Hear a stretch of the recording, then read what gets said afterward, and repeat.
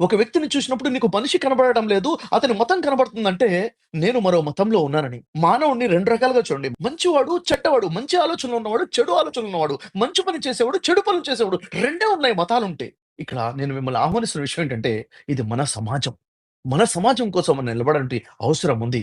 నేను సమాజానికి నేనేమిస్తున్నాను? ఈ సమాజంలో పుట్టాము. ఈ సమాజంలోనే చదువుకున్నాము. ఈ సమాజంలోనే వ్యాపారాలు చేస్తున్నాం. ఈ సమాజంలోనే ఉద్యోగాలు చేస్తున్నాం. ఈ సమాజంలోనే మన కుటుంబము, మన పిల్లలు, మన తల్లిదండ్రులు ఉన్నారు.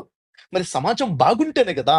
నేనైనా, నా వ్యాపారమైనా, నా కుటుంబమైనా, నా భవిష్యత్తయినా బాగుండేది. మరి సమాజ హితం కోసం మనం ఏం చేస్తున్నాం? సమాజంలో మన మధ్య ఉన్న ఐక్యత కోసం మనం ఏం చేస్తున్నాం?